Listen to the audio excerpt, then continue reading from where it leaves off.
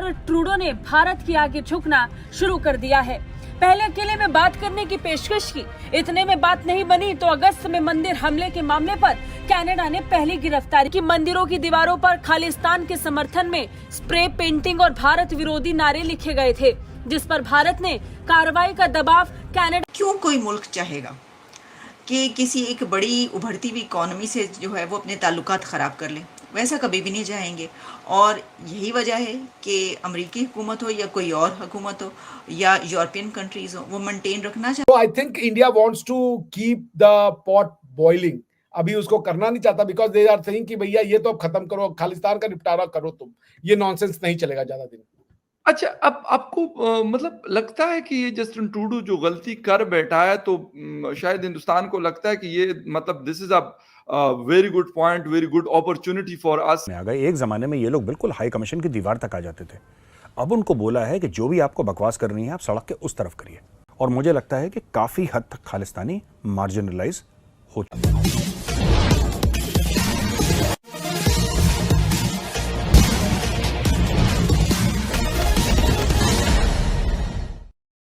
अब तो कनाडा को पता चल गया कि उसने गलत देश से, गलत प्रधानमंत्री से पंगा ले लिया है। यही कारण है कि कनाडा न केवल माफी मांगने पर उतर आया है, बल्कि कनाडा में खालिस्तानियों की गिरफ्तारी भी शुरू हो गई है। आगे की कहानी सुनते हैं। भारत विरोधी खालिस्तानी समर्थक कनाडा के जस्टिन ट्रूडो को 1 महीना भी नहीं हुआ और ट्रूडो ने भारत के आगे झुकना शुरू कर दिया है। पहले अकेले में बात करने की पेशकश की, इतने में बात नहीं बनी तो अगस्त में मंदिर हमले के मामले पर कनाडा ने पहली गिरफ्तारी कर दी। भारत को फ्री स्पीच के नाम पर तेवर दिखाने वाले ट्रूडो और उनकी सरकार के तेवर अब ढीले हो गए हैं। कनाडा की पुलिस ने बीते गर्मी के महीने के बाद से मंदिरों को अपवित्र करने की घटना में कार्रवाई करते हुए अब पहली गिरफ्तारी की है। बता दें कि मंदिरों की दीवारों पर खालिस्तान के समर्थन में स्प्रे पेंटिंग और भारत विरोधी नारे लिखे गए थे, जिस पर भारत ने कार्रवाई का दबाव। क्यों कोई मुल्क चाहेगा कि किसी एक बड़ी उभरती हुई इकॉनमी से जो है वो अपने ताल्लुकात ख़राब कर ले? वैसा कभी भी नहीं चाहेंगे। और यही वजह है कि अमेरिकी हुकूमत हो या कोई और हुकूमत हो या यूरोपियन कंट्रीज़ हो, वो मेंटेन रखना चाहते हैं इंडिया से अपने ताल्लुकात। और उनको ये फिक्र नहीं है कि उनके ताल्लुकात जो हैं वो कनाडा से ख़राब हो जाएं, क्योंकि इस बिना पर ये जो कुछ हम इस वक्त देख रहे हैं ये भी तो हो सकता है ना कि ट्रूडो साहब नाराज़ हो जाएं। पैना क्यों हो रहे हैं, यानी कि आप लोगों को मेरी तरफ होना चाहिए, तो आप लोग जो हैं कुछ कर ही नहीं रहे। अब उनका तो नाराज़गी का टाइम गुजर चुका है, अब कोई फ़ायदा नहीं उनके नाराज़ होने का, क्योंकि वो सबको अपने साथ नहीं मिला सके।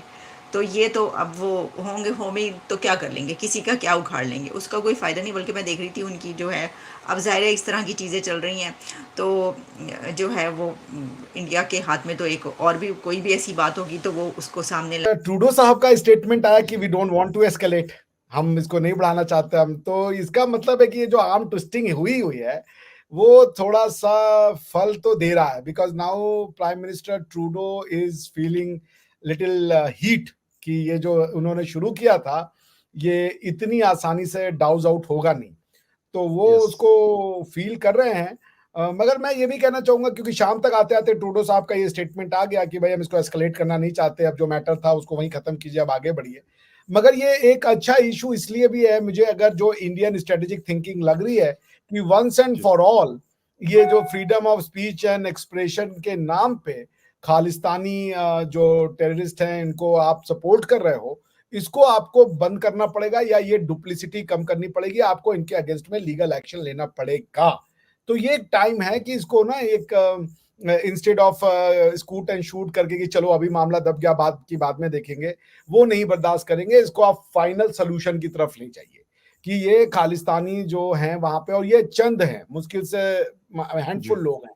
इनका मतलब ये नहीं है कि वो जाके कोई जयशंकर साहब या नरेंद्र मोदी साहब या कोई और हिंदुस्तान का जो ऑफिशियल है वो जाके जस्टिन ट्रूडो का गिरबान पकड़ लेगा, ऐसा नहीं, बट इस तरह की चीजें करके। अच्छा, इसके जवाब में आपको लगता है कि जो इंडियन डिप्लोमेट्स, यकीनन वो एक बड़ा हाई कमीशन, हर जगह भी बहुत बड़ा स्टाफ होता है, इंडिया का बड़ा मुल्क है और हर जगह पे इंडियन स्पाई भी जाते हैं, होते हैं हर कंट्री में, तो वहां से भी इस तरह का कोई जवाब आ सकता है, या जस्टिन ट्रूडो कहते हैं यार मैंने कुछ नहीं करना, इस चीज को बस किसी तरीके से खत्म करो? देखिए, जब आर्टिकल 370 हटाया जा रहा था ना, तो जी, इस जी। पे बड़ा ये डिस्कशन हुआ कि क्या ये टाइम सही है? क्योंकि अगर इंटरनेशनल हाँ, कम्युनिटी उस समय पैर मतलब इंडिया के अगेंस्ट में चली जाती, तो इंडिया के लिए इस बिल्कुल, एक्शन को जस्टिफाई कराना बड़ा मुश्किल हो जाता। बड़ा मुश्किल है, सही कह रहे हैं। तो खुफिया रिपोर्ट ये आई कि 10-15 दिन का एक पीरियड है, इसमें दुनिया ये जगह पे बिज़ी है, अभी ये हथौड़ा गर्म है, मार दो। क्योंकि अगर ये ओह! 10-15 दिन लैप्स कर गए तो फिर शायद सिचुएशन वो नहीं होगी। कुछ उस समय और इंटरनेशनल मैटर चल रहे थे, जिसमें दुनिया बिज़ी थी, अपने दिमाग से भी वो उतर रहा है। 2019 में वो तो कंटेम्पररी देख के मिल जाएगा। बिल्कुल। उसी तरीके से अब ये एनालिसिस की गई है कि वेस्ट की गर्दन फंसी हुई है। यूक्रेन में वेस्ट की हाँ, गर्दन फंसी यस, हुई है, राइजिंग चाइना में वेस्ट की यस, गर्दन फंसी हुई है, उनके लोकल इकोनॉमिक स्लो डाउन में और इन्फ्लेशन में। यस, यानी कि बिल्कुल। जर्मनी में तो यहाँ तक कि डिप्रेशन भी आ चुका है, इकोनॉमिक डिप्रेशन या नेगेटिव ग्रोथ हुई थी उनकी जी, जी। पिछले क्वार्टर में।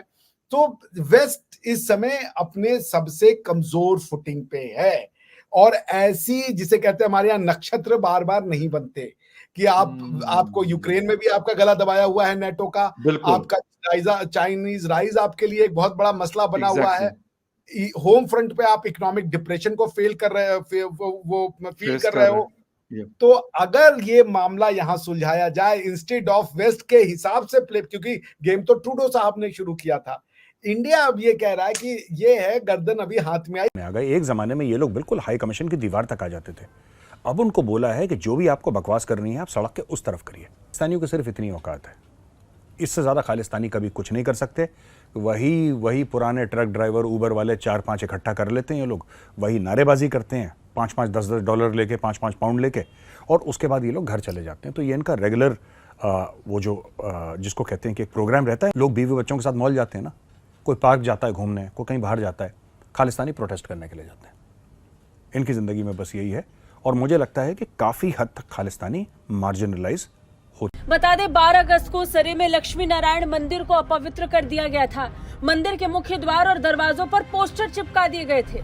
सामने के गेट पर लगे पोस्टर में ओटावा में भारत के उच्चायुक्त के साथ साथ टोरंटो और वैंकूवर में भारत के राजदूतों के नाम और तस्वीरों के नीचे वांटेड शब्द का इस्तेमाल किया गया था।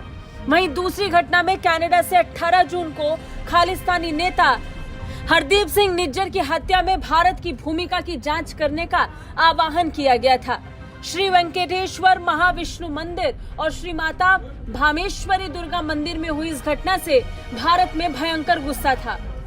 भारत खालिस्तान पर एक्शन का दबाव लगातार कनाडा सरकार पर डालता आया। दरअसल कनाडा अपने तरफ से बहुत कोशिश किया कि भारत को नीचा दिखा दे, लेकिन उसकी एक नहीं चली। कनाडा ने पहले अमेरिका, ऑस्ट्रेलिया, न्यूजीलैंड आदि जितने भी देश हैं जो कनाडा के मित्र देश कहे जाते हैं, उनसे गुहार लगाई कि एक बार भी वे भारत पर दबाव बनाए और भारत के खिलाफ कनाडा के पीछे खड़े हो जाएं, लेकिन किसी ने भी भारत के खिलाफ बोलना भी पसंद नहीं किया। आखिर अब कनाडा के पास विकल्प क्या था, और थक खाकर कनाडा भारत के कदमों में अब झुकने की तैयारी कर रहा है।